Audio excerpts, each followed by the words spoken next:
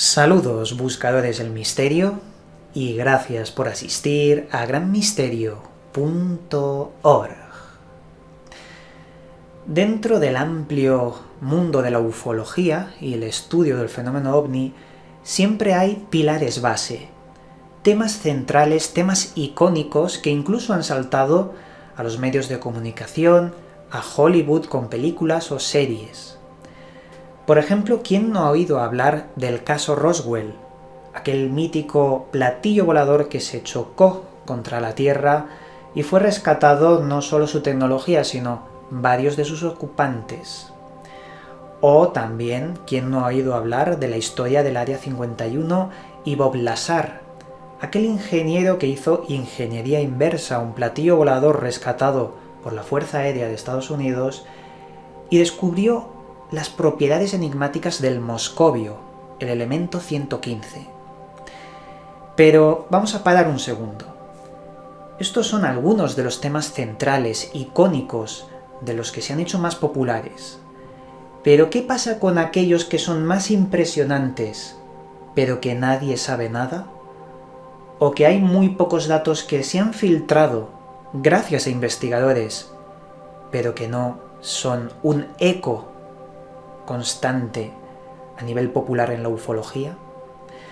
Pues a mí me gustan mucho estos casos, los casos en los que hay que rascar para sacar nombres y apellidos, localizaciones, acontecimientos, porque si de verdad el fenómeno ovni es real y los UFO crash, es decir, los aterrizajes y cuando se estrella un ovni con la Tierra son reales, creo que tiene mucha veracidad aquellos que ni siquiera sabemos el nombre del incidente, los que permanecen más ocultos, porque interesa que estén ocultos. Ahí está la cuestión. Con esto, hoy vamos a hablar del misterioso incidente Kingman. Un incidente que ya os digo, puede ser incluso más espeluznante que el caso Roswell, más impresionante, porque hay datos que nos hablan de una inteligencia que deja caer esos aparatos y que no es nada relacionado con que algo se estrella, sino con tecnología que dejan caer. Veréis, en 1953, un hombre llamado Arthur Stancil, ingeniero mecánico que trabajaba para la Fuerza Aérea de Estados Unidos, se encontraba en la base Wright-Patterson, en Dayton. Su cometido era, analizar explosiones nucleares. Se estaban haciendo pruebas atómicas y gracias a su ingeniería, él tenía que trazar un análisis muy exhaustivo sobre el efecto del daño estructural de diferentes construcciones que se hacían en el lugar de las pruebas atómicas. Él se encontraba precisamente en aquel año en una operación con el nombre en clave Upshot Note Thule. Una operación que consistía en 11 pruebas nucleares, 11 detonaciones atómicas en dos desiertos, el desierto de Yucca Flat y el desierto de Fetchman Flat. Cuando llegó a la 10ª prueba nuclear, a la 10ª detonación, esa mañana de mayo, 25 de mayo, recibió una misteriosa llamada. Una llamada de un director, un superior suyo, el director de la operación, el Dr. Doll, que le decía que tenía que parar el trabajo. Tenían una urgencia y por ello tenía que cubrir un trabajo más especial. Esas fueron las palabras que posteriormente declaró Arthur Stancil sobre todo el incidente. En fin, la mañana siguiente, el señor Arthur decidió, hacer caso a sus superiores, al Dr. Doll, y realizar esa misteriosa y especial urgencia. Se fue donde le indicaron a la base Indian Springs, donde le quitaron todas sus pertenencias, lo subieron a un avión junto a 15 personas, lo llevaron hasta un lugar donde había un autobús con los cristales tintados para que no se viera nada desde el interior, y durante 4 horas de trayecto lo llevaron al pleno desierto. Un desierto que luego, se descubrió que la zona estaba muy cerca de Kingman, también de Phoenix, y allí lo que vio en medio del desierto fue algo que sus superiores le contaron que era un vehículo ultra secreto de la Fuerza Aérea que había tenido un accidente y se había estrellado. El trabajo de esta persona, del señor Arthur Stansel, y también de las 15 personas que le acompañaron en ese extraño viaje, era el análisis de datos, descubrir por qué y cómo se había estrellado ese aparato. Stansel, pudo ver que este objeto era de tipo platillo, ovalado, formado por dos superficies convexas, tenía un diámetro de 10 metros aproximadamente, y dijo que pudo ver el interior del aparato. Le pareció que salían extrañas luces, pero no le dio más importancia. Él se fiaba realmente de que fuera un vehículo supersecreto estrellado. Su trabajo era determinar a qué velocidad había impactado contra la Tierra. Mediante el ángulo y los daños podía haber más o menos calculado esa trayectoria. ¿Pero qué pasó? Pues que vio que el objeto estaba intacto. No había ningún rasguño. La aleación del metal que formaba ese aparato no estaba abollado, no estaba roto, todo perfecto. Sin embargo, estaba enterrado unos 50 centímetros, la parte frontal. Entonces, la historia, para él le empezó a parecer muy rara. Vio que no era normal, que esto tenía mucho que ver con aquellas historias de platillos voladores, el fenómeno ovni, que con el paso de los años se fue desarrollando, pero él guardó silencio. Después descubriremos que se creó una personalidad anónima para ir revelando lo que no le dejaban revelar, y todo fue gracias a un amigo suyo llamado Raymond Flower. Este investigador decidió, 20 años después del suceso, recoger las pistas del incidente Kingman, porque, claro, fueron muchas personas las que vieron este objeto. El más importante fue la declaración firmada de Arthur Stansel, que Raymond Flower pudo recoger el 16 de mayo de 1973, 20 años después de todo el suceso. La declaración jurada os la voy a leer, pero básicamente lo que podemos encontrar es que aparte del platillo volador, vio un tripulante que estaba muerto, pero le estaban haciendo una autopsia. Yo, Arthur Stansel, juro solemnemente que durante un trabajo especial que se me fue asignado por la Fuerza Aérea de Estados Unidos el 21 de mayo de 1953, asistí a la investigación de un choque de un objeto desconocido en la vecindad de Kingman, Arizona.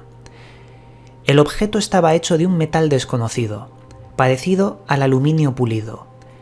Estaba hundido unos 50 centímetros en la arena, sin señales de daño estructural. Era ovalado y de unos 9 metros de diámetro. Una rampa de entrada había sido bajada y estaba abierta. La entrada tenía 1 metro de alto y unos 45 centímetros de ancho. Pude hablar brevemente con alguien del equipo de especialistas que alcanzó a ver rápidamente el interior. Vio 2 sillas giratorias en una cabina ovalada y una gran cantidad de instrumentos y pantallas. Una tienda de campaña instalada cerca del objeto albergaba los restos del único ocupante de la nave. Medía 1,20 metros de altura y su complexión era delgada, la tonalidad de su piel café oscuro. Además poseía 2 ojos, 2 fosas nasales, 2 oídos y una boca redonda y muy pequeña. Estaba vestido con un traje metálico plateado y en su cráneo llevaba una gorra del mismo material. No tenía ninguna máscara o casco que le recubriera la cara. Certifico que la declaración arriba mencionada es verdadera, por lo que agrego mi firma a este documento fechado día 7 de junio de 1973. Este caso es muy parecido al caso Roswell. Es casi idéntico. Sin embargo, es el que más se ha guardado secreto, del que menos se sabe. Y eso a mí me hace apreciar un poco más este caso porque hay más testigos que han guardado silencio durante décadas y que al final de su vida, casi a punto de jubilarse, pues bueno, han podido revelar esos datos.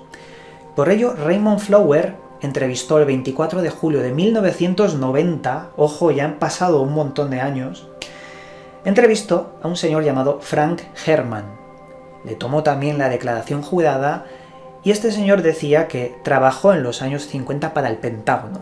En la entrevista que le hizo, comenta que existe un testigo de todo el suceso Kingman, una persona de la cual no se da el nombre, que pudo ver el platillo volador y cómo impactaba contra la Tierra.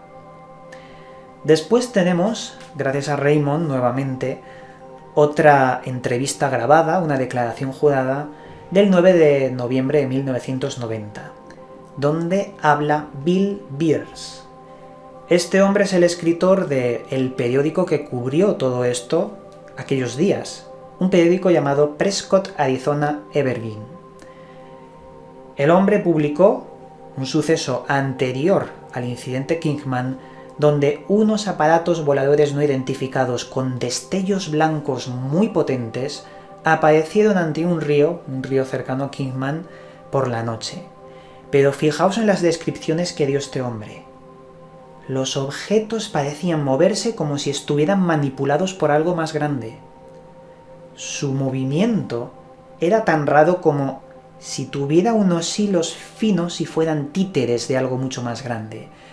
Y aquí entra una teoría personal en la que yo pienso que muchas veces el fenómeno ovni es una proyección holográfica del ovni más grande que está arriba y tiene un campo de invisibilidad. Por eso hace movimientos imposibles, porque los hace a velocidad luz, ya que son hologramas lo que se proyecta. Como si tú tienes una linterna y bueno, te mueves como tú quieras con la linterna. La velocidad es velocidad luz, la que emiten los fotones de esa linterna. Por eso yo pienso que el ovni no lo vemos y lo que vemos son sus hologramas o sus reflejos. Pero eso es una teoría personal que ya desarrollaremos en el futuro. En esta declaración, bueno, acaba diciendo el señor Bill Birss que después de publicar el artículo en el periódico, 2 semanas después, apareció en su casa un coronel de la base aérea Green Patterson, donde trabajaba nuestro amigo Arthur. Y este coronel insistía constantemente diciéndole que lo que vio no eran ovnis, eran pájaros. El señor Bill Birss se enfadó tanto con el coronel que tuvo que echarlo fuera de su casa. Pero él se dio cuenta de que todo sonaba a amenaza. No digas que fueron ovnis y di que son pájaros, porque si no atenta a las consecuencias. Y esto es una constante. La figura de los hombres de negro, bueno, ha trabajado mucho el desarrollo del encubrimiento. Pero antes de encubrir, intentan amenazar, intimidar, asustar a los testigos. Ahora entra en escena algo que yo os comentaba al principio y es que durante mucho tiempo, concretamente 21 años, el señor Stansel, Arthur Stansel, tuvo que callar toda la experiencia. Sobre todo porque los ascensos que tuvo con los años, como ingeniero dentro de las fuerzas aéreas, le llevaron a la industria aeroespacial. Adquirió una posición muy elevada dentro del ámbito de trabajo para el gobierno militar. ¿Qué pasó? Pues que él sabía que no podía contar nada, pero tuvo que hacerlo. Y lo hizo bajo un seudónimo, en el anonimato. Se hizo llamar Fritz Werner, contó toda la historia y por eso el señor Raymond Flower se puso a investigar y tomar las declaraciones juradas de tantos y tantos testigos. Hay más testigos, pero eso no los he recogido todos porque hay muchos. Fritz Werner, su anonimato. El gobierno quería saber quién era Fritz Werner y contrató un grupo de personas para poder destapar ese anonimato. Lo consiguieron por culpa de la declaración jurada, ya que su amigo Raymond envió la declaración al Comité de Investigación de Fenómenos Aéreos, así rompiéndose el anonimato y revelando que era el propio Arthur Stansel. Aquí acabó esa historia. ya que se descubrió, se intentó desprestigiar, se hizo lo de siempre, pero después de 50 años apareció una figura anónima cuando todo el mundo se creía que esta historia se había olvidado. Apareció una figura anónima que decía tener un informe muy preciso de todo lo que pasó en Kingman, y además la autopsia del humanoide que recuperaron del platillo volador. Esta persona decía ser un exmilitar que trabajaba en un programa secreto llamado Mosca Azul. Mosca Azul es un programa que se encargaba de limpiar ovnis estrellados.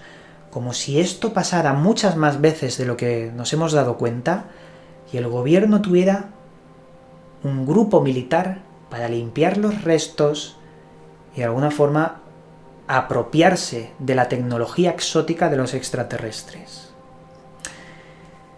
Se dio veracidad a este anónimo porque el informe, además de ser ultra preciso en todo lo que pasó aquellos días en Kingman, también daba datos muy raros sobre las autopsias de este ser. Y digo datos muy raros porque no son las típicas de las historias que podemos encontrar sobre autopsias alienígenas.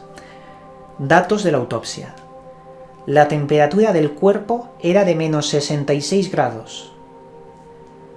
Los órganos sexuales eran bulbosos y extremadamente pequeños, y esto lo indico porque muy pocas veces se indica en la temática ufológica.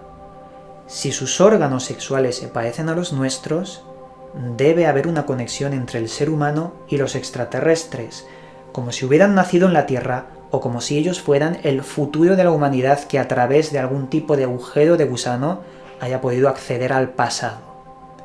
Porque si no, no tiene sentido. Tiene que haber relación humana. ¿Qué más? Este ser tenía pelo en el antebrazo y en las muñecas. Claro, ¿eso no es una característica de los homínidos? ¿No es una característica más relacionada a los primates? ¿Al ser humano? Nuevamente, es lo que os estaba diciendo en el punto anterior.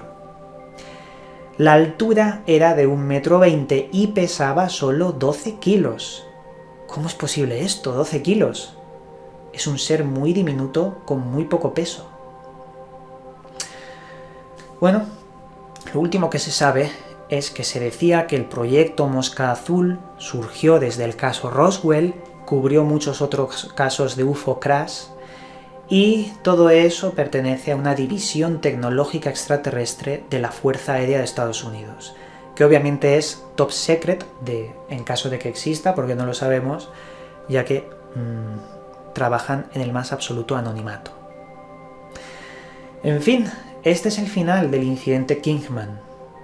Espero que os haya sido interesante, al menos saber que hay otros casos Roswell con menos nombre, pero que también están ahí.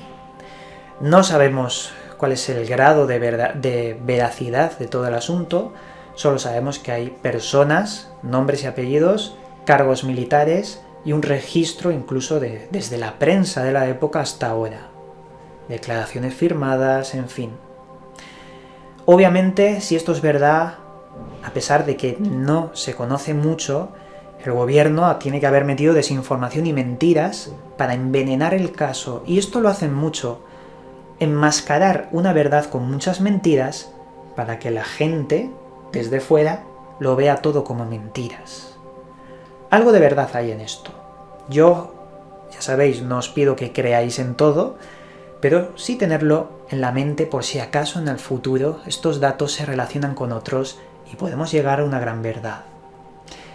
Con esto dicho, el misterio está servido, os mando un cálido abrazo y nos volveremos a ver en otro vídeo.